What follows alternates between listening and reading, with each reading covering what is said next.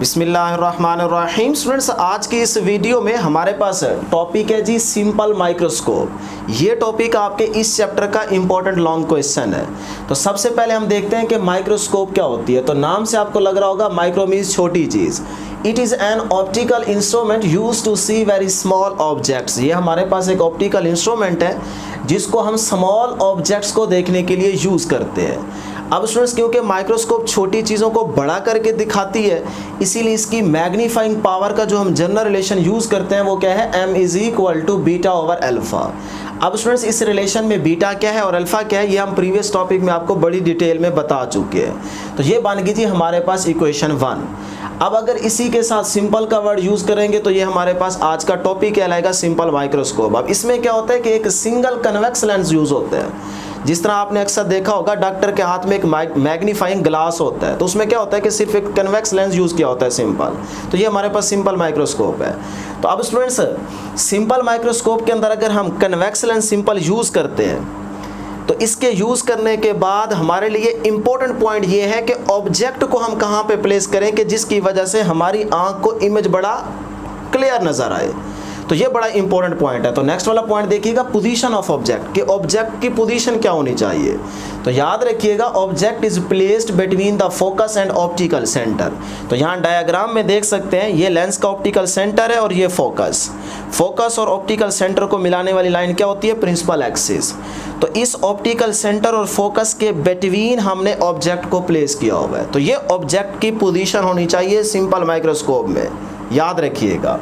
अब स्टूडेंट्स, अगर ये ऑब्जेक्ट की पोजीशन होगी तो फिर हमें इमेज कैसा दिखाई देगा, इमेज की नेचर क्या होगी। तो ये बड़ा इंपॉर्टेंट पॉइंट है। यहाँ पे देखिएगा, सबसे पहले हम डायग्राम को समझते हैं कि आपको प्रीवियस टॉपिक के अंदर मैं 3 कैरेक्टरिस्टिक्स पढ़ा चुका हूँ रेस की। तो पहली कैरेक्टरिस्टिक क्या थी कि एक रे ऑप्टिकल सेंटर से पास होते हुए सीधी निकल जाएगी, कहीं पे भी वो डेविएट नहीं होगी। और सेकंड वाली रे जो है वो लेंस में से पास करते हुए रिफ्रैक्ट होकर फोकस में से पास करेगी। तो यहाँ पे दोनों रेज को आप देख सकते हैं, कैरेक्टरिस्टिक्स इनकी फॉलो हो रही है। अब यहाँ पे गौर करें, क्या ये दोनों रेज आगे जाके कहीं मिल सकती हैं? ज़रा गौर से देखें, बिल्कुल भी नहीं मिल सकती। क्यों?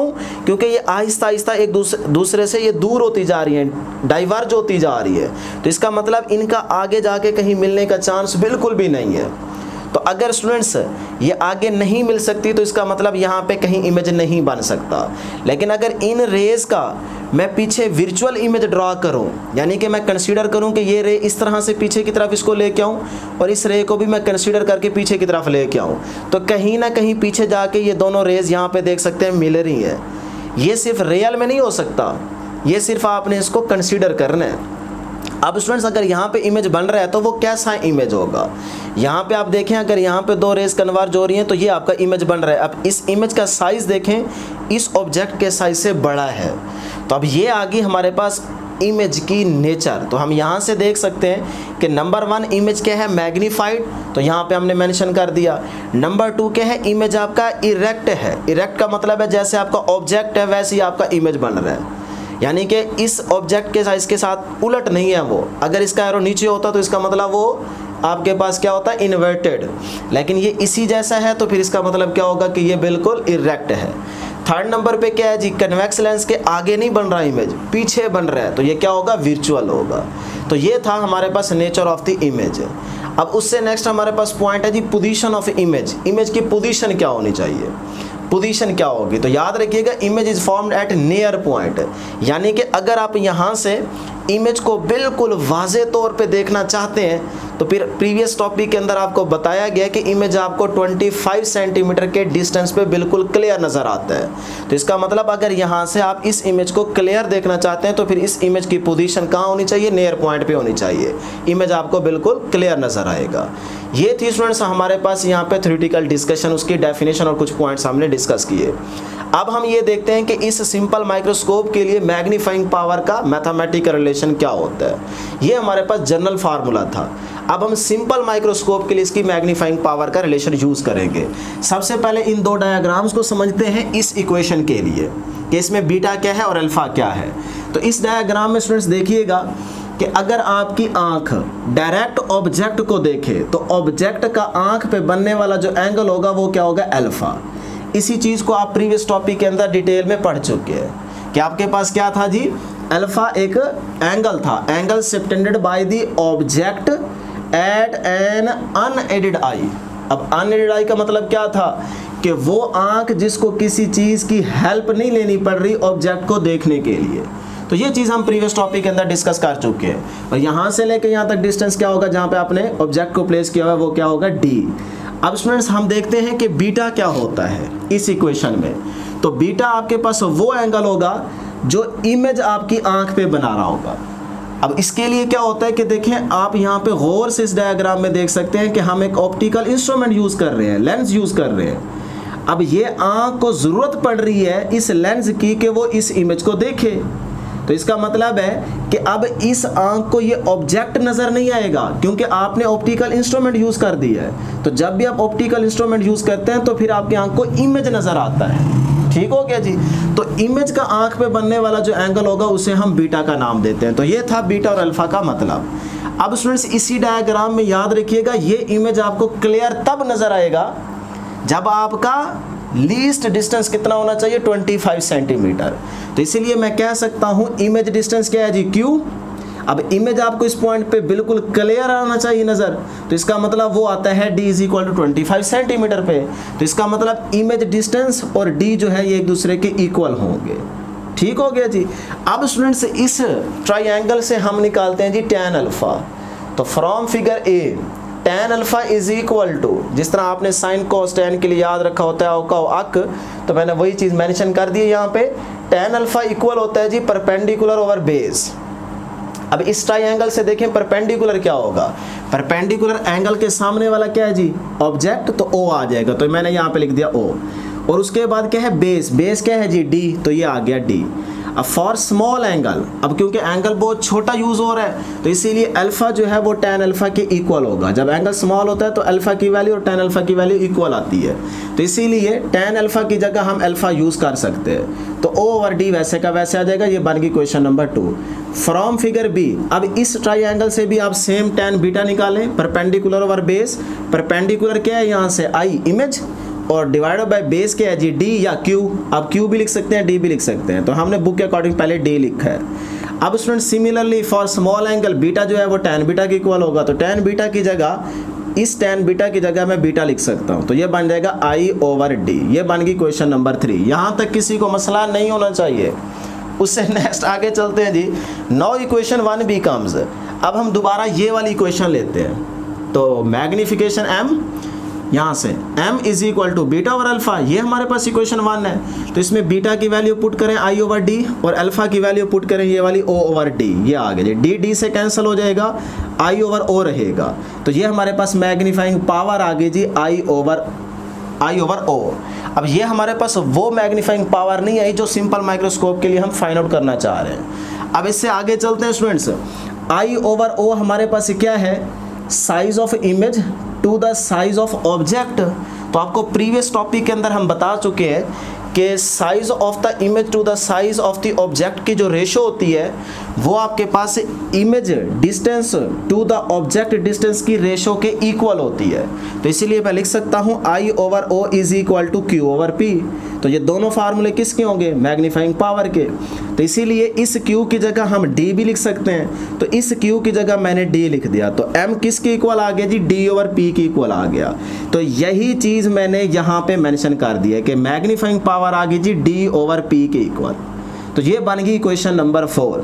अभी भी ये वो मैग्नीफाइंग पावर का मैथमेटिकल रिलेशन नहीं आया जो हम सिंपल माइक्रोस्कोप के लिए फाइंड आउट करना चाह रहे हैं। तो इससे आगे चलते हैं। अब students according to lens formula आप जानते हैं 1 over F is equal to 1 over P plus 1 over Q। अब इस रिलेशन को गौर से देखें कि Q हमारे पास पॉजिटिव है, लेकिन आज के इस टॉपिक में इमेज जो है वो तो वर्चुअल बन रहा है। सिंपल माइक्रोस्कोप में इमेज क्या बन रहा है जी, वर्चुअल। तो जब इमेज वर्चुअल होगा तो फिर याद रखिएगा Q जो है वो नेगेटिव बन जाएगा। क्यू जो है उसके लिए साइन हम कौन सा यूज़ करेंगे, नेगेटिव। तो ये प्लस जो है ये माइनस में कन्वर्ट हो जाएगा, तो क्यू की जगह हमने नेगेटिव क्यू लिख दिया। अब स्टूडेंट्स इक्वेशन 5 को गौर से देखें और इस इक्वेशन 5 को आप क्या करें कि दोनों साइड्स पे d से मल्टीप्लाई कर दें। तो मैंने यहाँ पे लिख दिया multiplying by d on both sides. तो यहाँ पे देखें d से मल्टीप्लाई, यहाँ से d से मल्टीप्लाई और यहाँ पे भी d से मल्टीप्लाई। अब स्टूडेंट्स इस इक्वेशन को गौर से देखते हुए आप यहाँ पे q की जगह d लिख सकते हैं, क्योंकि q d के बराबर है ना यहाँ पे। तो इस q की जगह आप जब d लिखेंगे, मैं यहाँ पे लिख देता हूँ, इस q की जगह जब आप d लिखेंगे तो d से कैंसल, यहाँ पे रहेगा 1। अब वो 1 माइनस का होगा, यानी कि ये d से कैंसल, यहाँ पे रहेगा 1। अब ये 1 माइनस का है, इस साइड पे आएगा तो प्लस का हो जाएगा। तो ये देखें +1 plus d/f is equal to, यहाँ पे क्या रह गया आपके पास d/p, तो ये d/p रह गया। क्लियर है जी, यहाँ तक देख लें एक दफ़ा। 1 उधर माइनस है, इधर आके प्लस हो जाएगा d/f के साथ, और d/p वैसे का वैसे, और कुछ नहीं किया।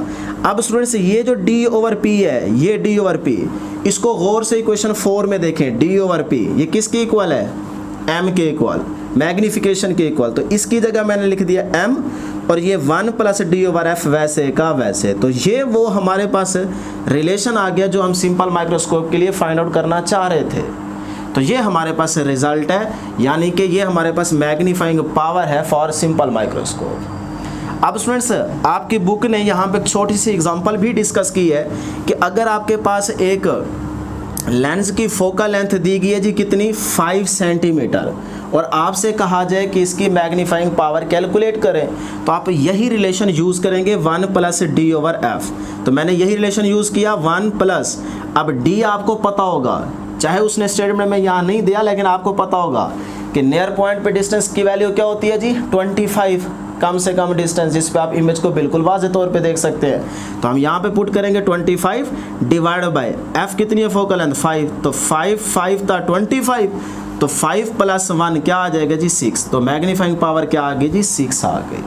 अब इस रिलेशन को गौर से देखते हुए आप ये भी कह सकते हैं, रिमेंबर मैंने लिख दिया है कि मैग्नीफाइंग पावर जो है या मैग्निफिकेशन, ये फोकल लेंथ के साथ इनवर्स रिलेशन बना रही है। तो फोकल लेंथ अगर कम तो मैग्नीफाइंग पावर ज़्यादा। तो इस केस में देखें इमेज जो है वो मैग्नीफाई हो रहा है ना, तो इसका मतलब आप कह सकते हैं कि यहाँ पे फोकल लेंथ क्या है, डिक्रीज़ हो रही है, और इमेज जो है वो इंक्रीज़ हो रहा है, या पावर जो है वो इंक्रीज़ हो रही है। तो यहाँ से फिर से बता रहा हूँ, मैग्नीफिकेशन ज़्यादा तो फोकल लेंथ कम। तो यहाँ इस केस में मैग्नीफाइड हो रहा है ना इमेज, तो इसका मतलब यहाँ पे फोकल लेंथ कम होगी। अब स्टूडेंट्स सोच रहे होंगे कि फोकल लेंथ कम ज़्यादा कैसे होगी। स्टूडेंट्स याद रखिएगा, अगर आपका ये वाला लेंस थिक हो, मोटा हो, थिक हो, तो रेज जब इसमें से पास होके आगे कन्वर्ज होंगी तो वो बहुत जल्दी कन्वर्ज हो जाएंगी, तो जिसकी वजह से फोकल लेंथ क्या हो जाएगी, कम, डिक्रीज हो जाएगी। और अगर यही लेंस बहुत थिन हो, बारीक हो, पतला हो, तो जो रेज यहाँ से पास होके आगे कन्वर्ज हो रही होंगी वो बहुत आगे जाके कन्वर्ज होंगी, काफ़ी डिस्टेंस के बाद जाके कन्वर्ज होंगी, तो फोकल लेंथ बढ़ जाएगी। तो इसका मतलब फोकल लेंथ को हम चेंज करते हैं इस लेंस की थिकनेस को कम ज़्यादा करके। ठीक हो गया जी। अब यहीं से छोटा सा आपने एमसीक्यूज भी याद रखना है कि अगर यही लेंस मैं किसी लिक्विड में यूज़ कर दूँ तो फिर फोकल लेंथ पे क्या फ़र्क पड़ेगा। तो फिर याद रखिएगा फोकल लेंथ जो है वो इंक्रीज़ हो जाएगी, पावर ऑफ लेंस जो है वो डिक्रीज़ कर जाएगी। और पावर ऑफ लेंस का यूनिट क्या होता है जी, डायोप्टर, ये आपने क्लास मैट्रिक में भी पढ़ा था। तो ये थी स्टूडेंट्स हमारे पास आज की डिस्कशन। उम्मीद करता हूँ कि आपको ज़रूर समझ आई होगी। आज के लिए इतना ही, दुआओं में ज़रूर याद रखिएगा। अल्लाह हाफिज़।